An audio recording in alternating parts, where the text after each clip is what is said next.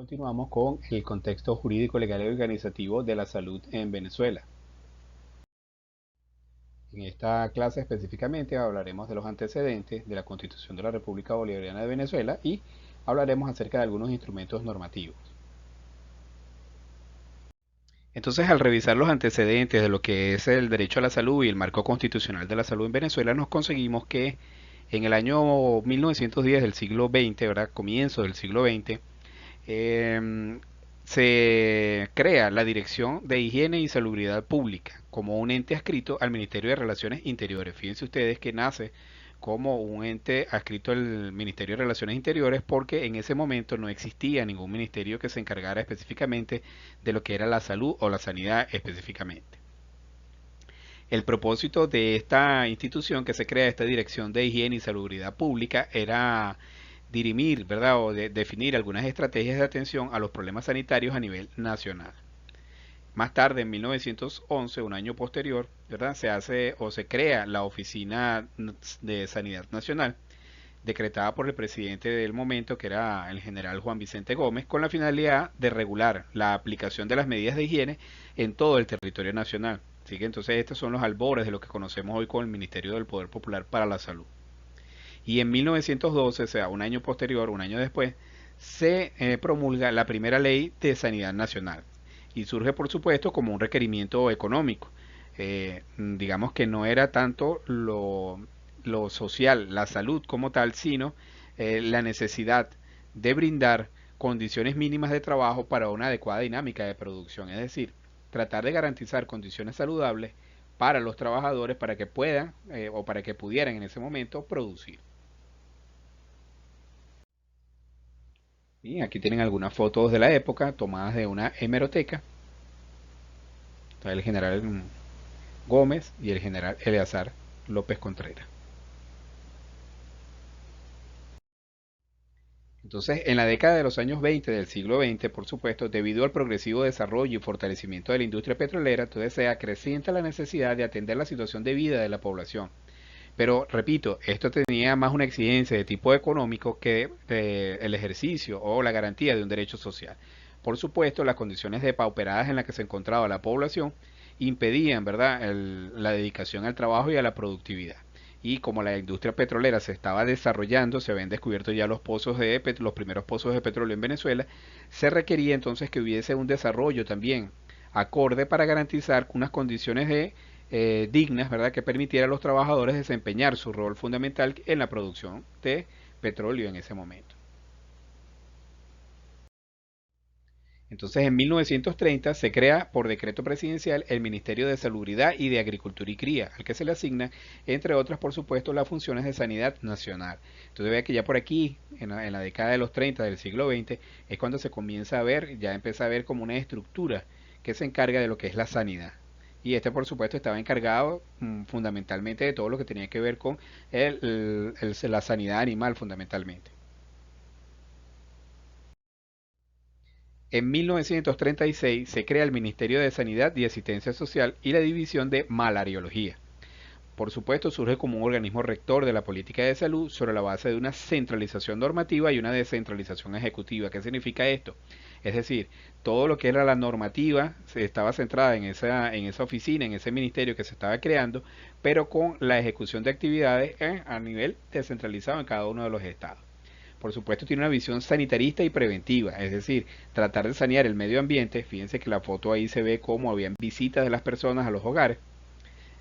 Y preventiva, centrado en la higiene pública, la asistencia y la previsión social. Entonces veía que no había la doctrina estaba fundamentada más en la prevención, en la higiene del medio y en la asistencia y la previsión social, es decir, la asistencia social a las personas, tratar de garantizar condiciones de vida dignas, más que proteger la salud de la población, o sea, desde el punto de vista curativo. Entonces tenía una visión totalmente centrada en la prevención y la promoción de la salud.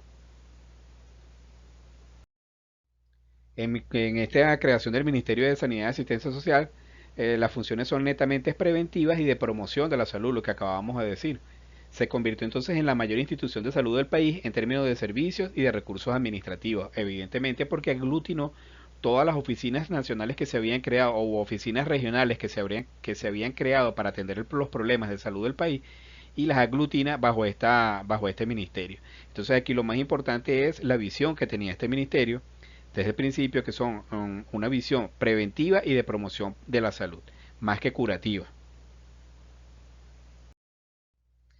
Fíjense que en el programa de gobierno del general Eleazar López Contreras, ¿verdad? En el año 1936, una vez que muere el presidente de ese entonces, el general Juan Vicente Gómez, expresa en su alocución estas palabras que son un reflejo de lo que era la situación, el contexto en el cual se desarrolla este fenómeno en Venezuela. La despoblación es uno de nuestros males más graves. Sin densidad poblacional no es posible el pronto desarrollo económico, intelectual, político y social de Venezuela. Nuestro país no solo está débilmente poblado, sino que la gran mayoría de la población es víctima de enfermedades y flagelos sociales, que reducen su capacidad de trabajo y su vigor intelectual. Tales circunstancias imponen con urgencia la adopción de un vasto plan de higiene pública, y que se preste especial atención a las instituciones de asistencia social. Cierran la comilla. Entonces fíjense ustedes que ya ahí hay una descripción completa de lo que eran las condiciones sociales y de salud de la población. Realmente deplorable el estado de salud y de la población, además de que estaba poco poblado el territorio de la nación, es decir, habían pocos habitantes, producto probablemente también de esas mismas condiciones que estaba social y de salud por las cuales estaba atravesando la población, que a lo mejor tenía altas tasas entonces de mortalidad. Aun cuando la motivación inicial tuvo un fundamento económico y de ordenamiento social, también abocó sus acciones a la satisfacción de determinadas necesidades sanitario-asistenciales, especialmente aquellas relacionadas con los derechos laborales y con la protección de la población contra los riesgos ambientales. Es decir, aquí lo que se está es reafirmando nuevamente que la motivación por la cual se crea el ministerio y se trata de ordenar el Estado, ¿verdad? Y la población, sobre todo, y ofrecer este servicio a la población, es un fundamento económico. Sin embargo, una vez que se crean, los pensadores que trabajaron, los primeros, digamos, los primeros pensadores que le dieron vida a este ministerio, pues evidentemente tenían una formación sanitarista netamente y además de preventiva. Entonces también iban más allá, no era solamente el aspecto curativo, ¿verdad? Tratar la población, sino también asistencial, preventivo y de promoción de la salud. Ir más allá, atender a la población para garantizar unas condiciones de vida dignas que mejoraran la calidad de vida del venezolano. Estamos hablando de los años 40 aproximadamente, del siglo XX. Más adelante entonces, en el año 1940, se promulga la primera ley del Seguro Social obligatorio y su reglamento general. Aquí se inician entonces algunos servicios de seguro social con atención fundamental en el tratamiento de las enfermedades, las discapacidades y la maternidad para la población trabajadora. Entonces fíjense que aquí ya hay como una ruptura en lo que es la doctrina sanitarista del país, porque aquí se está hablando del tratamiento de las enfermedades, las discapacidades y la maternidad de la población trabajadora. Además aquí también hay una escisión de la población. Entonces esto es específicamente ya para tratar a la población trabajadora y a su grupo familiar. En 1944 se promulga la primera ley del trabajo y se reconocen derechos y la prevención de los daños laborales. En el año 46, 1946 del siglo XX, entonces hay una reformulación de la ley del trabajo, creándose el Instituto Venezolano de los Seguros Sociales como una entidad de responsabilidad jurídica y patrimonio propio que además de la asistencia médica integral establece la prestación a largo plazo. Entonces fíjense que aquí ya digamos en esta década de los 40 se produce como una primera ruptura en lo que es el paradigma sanitario de Venezuela y ya no se habla solamente de la prevención y promoción de la salud, sino aquí también se incorpora la atención específicamente de las enfermedades y además para un grupo particular de la población, que son las personas cotizantes, es decir, los trabajadores cotizantes. Nuevamente, algunas de las, digamos, fotografías y recortes de periódico obtenidos de la hemeroteca del presidente Isaías Medina Angarita.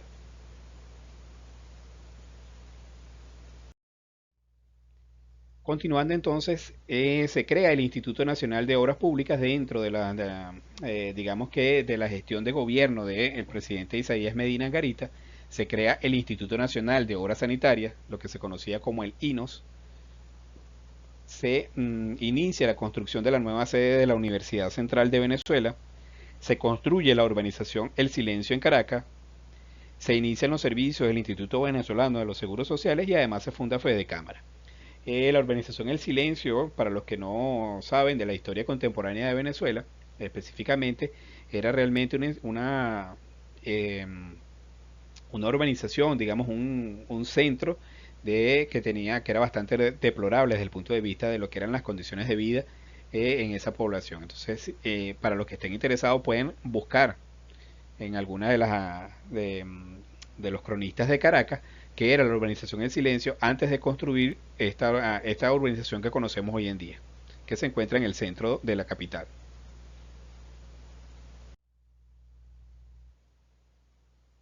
Aquí también algunos periódicos de la época.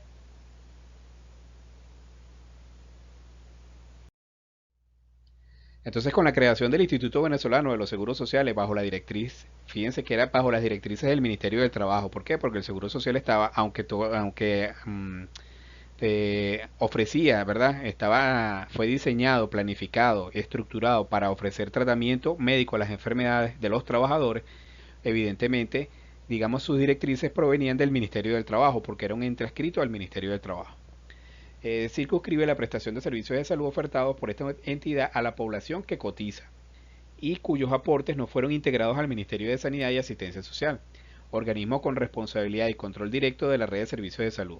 Entonces aquí vean ustedes cómo se establece una fragmentación del financiamiento destinado a la atención sanitaria e incluso hay una duplicidad en la prestación de servicios, porque muchos de los servicios que se ofrecen en el Instituto Venezolano de los Seguros Sociales también se ofrecían a través de la red de atención médica de los hospitales del Ministerio de Sanidad y Asistencia Social.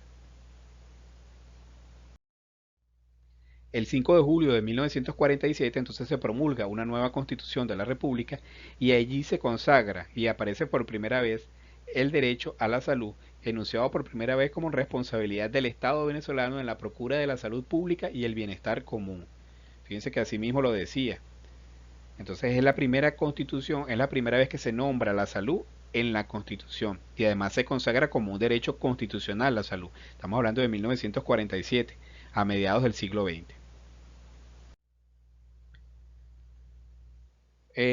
Precisamente una reseña que hace Andrés Eloy Blanco sobre la Constitución, sobre esa reciente aprobación de la Constitución del año 1947, él dice entonces o decía en ese momento que esa Constitución, abro comillas, contiene las más avanzadas providencias en legislación del trabajo, lo más nuevo en la defensa social. Luego también agregaba que lo más trágico no es que un hombre no tenga zapatos que ponerse, sino que no haya sentido nunca la necesidad de tener zapatos.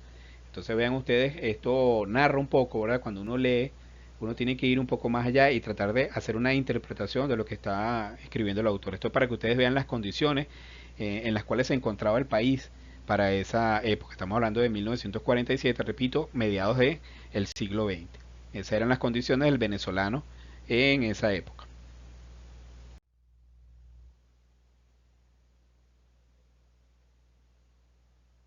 Un año después, en 1948, gana Rómulo Gallegos la presidencia y bueno, suceden unos nuevos sucesos que, por supuesto, derrocan al presidente Rómulo Gallegos.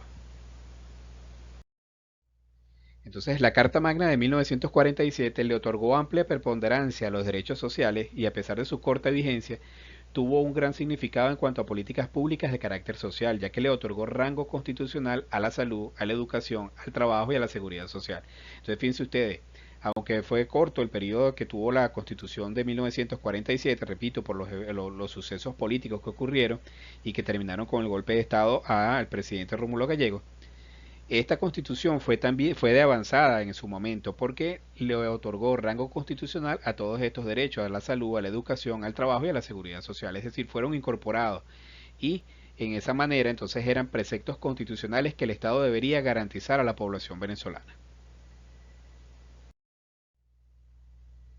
Aquí está el presidente Marcos Pérez Jiménez, estamos hablando de 1950, 55.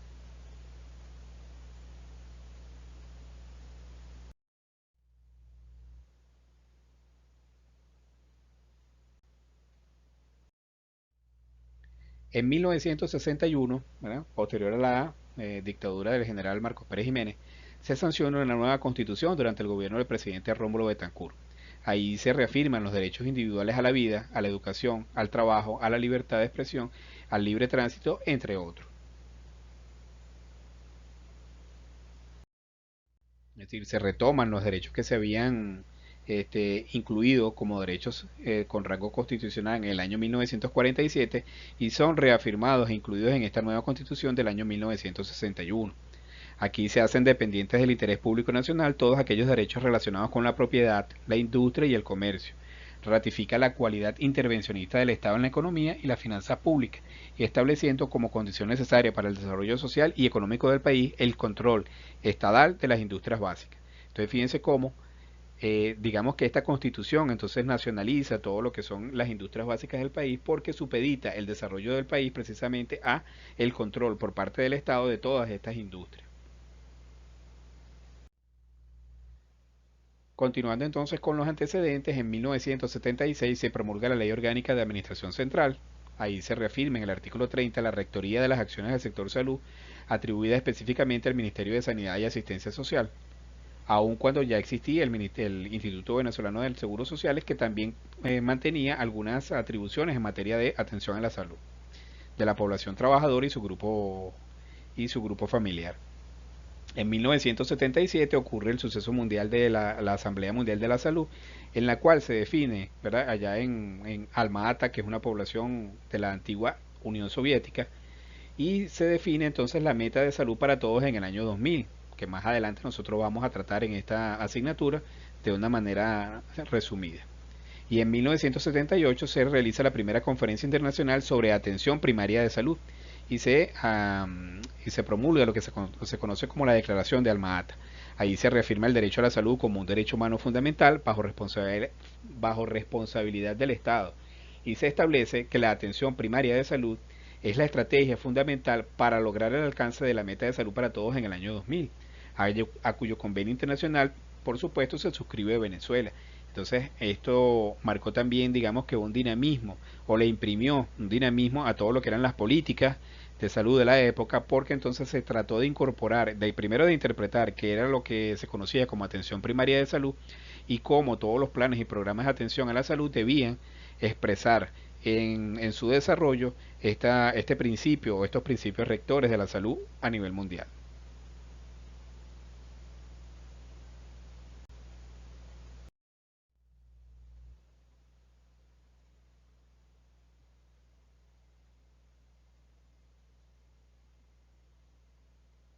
Más recortes de periódicos de la época.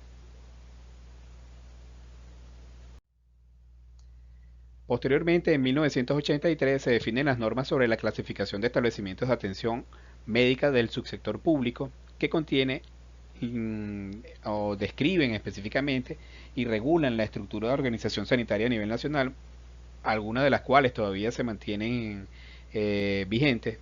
En 1987 se promulga la Ley Orgánica del Sistema Nacional de Salud, el 23 de junio de 1987, y en 1988 se definen las normas relativas a la organización del Sistema Nacional de Salud. Fíjense que la instrumentación de la Ley Orgánica del Sistema Nacional de Salud de 1987 presentó grandes dificultades. Primero, la visión centralizadora. Segundo, el plazo considerado para su implementación. En ese momento se había definido como un horizonte de 10 años máximo para que se ejecutaran o se desarrollaran todos los lineamientos que se habían expresado en esa ley. La falta de articulación de los servicios a nivel municipal, estatal y nacional y de integración con otras instituciones. Fíjense que aquí en la imagen ustedes tienen acá el IPASME, que es el Instituto de Previsión y Asistencia Social del Ministerio de Educación, pero también está el IFA, que es el Instituto de Previsión Social de las Fuerzas Armadas, está PDVSA, está la Asociación de Clínicas y Médicas Venezolanas. Barrio Adentro no existía en ese momento, pero todas estas instituciones existían y cada una era como islas independientes dentro de lo que era la salud. Por eso es que aquí se habla de que no existía coordinación entre los diferentes entes que ofrecían atención a la salud.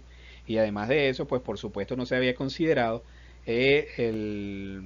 los servicios médicos o las instituciones de salud que contenían las alcaldías o los estados. Entonces, evidentemente, esto tenía impactando el desarrollo o la instrumentación, es decir, ejecutar, llevar a la práctica los preceptos que habían en esa ley. En 1989 entonces se promulga la Ley Orgánica de Descentralización, Delimitación y Transferencias de Competencias del Sector Público, y en 1990 se inicia la llamada descentralización de la salud con la finalidad de garantizar un mayor nivel de participación de las comunidades en la toma de decisiones políticas relacionadas con su salud y de focalizar la atención a los problemas locales mediante el empleo eficiente y oportuno de los recursos disponibles. Es decir, esto lo que pretendía era llevar hacia los estados y hasta las comunidades la toma de decisión y el manejo de los recursos para que las personas, para que los interesados directamente pudieran decidir sobre cómo podían redireccionar esos recursos para solucionar sus problemas de salud. Sin embargo, bueno, esta también presentó algunos inconvenientes la aplicación de esta ley de descentralización, delimitación y transferencias del sector público. Ahora sí, algunos reportes ya de la época de 1990 aproximadamente, algunos recortes de periódicos.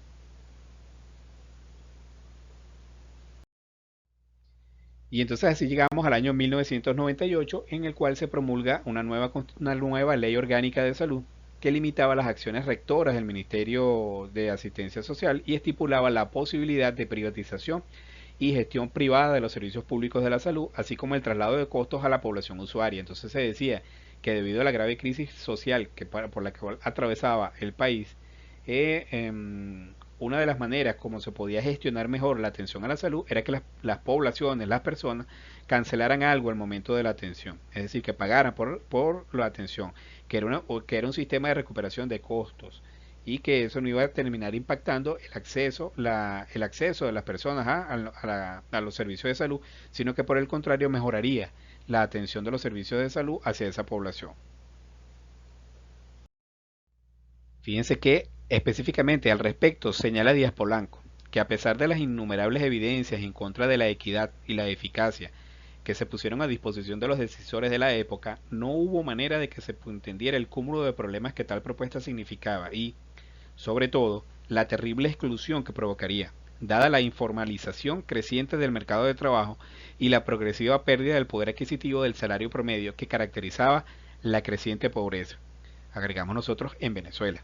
Es decir, en ese contexto en el cual se promulga la Ley Orgánica de Salud, que dicho sea de paso sigue vigente en aquellos artículos que no contravengan a la Constitución, se hicieron algunas críticas, ¿verdad? Primero se les hizo o se trató de que los decisores, es decir, los diputados que debían promulgar la ley, entendieran que eso era contraproducente dadas las condiciones sociales y económicas por las cuales atravesaba el país. La informatización, estamos hablando de que más del 60-70% del empleo era informal y había una pérdida creciente del poder adquisitivo y una elevada pobreza. Por eso entonces ese sistema, esa privatización de los servicios y ese sistema de recuperación de costos no iba a tener en ese contexto mayor, lo que iba a generar desde el punto de vista de estos autores, lo que iba a generar era mayor exclusión en cuanto al derecho y la garantía de salud de la población.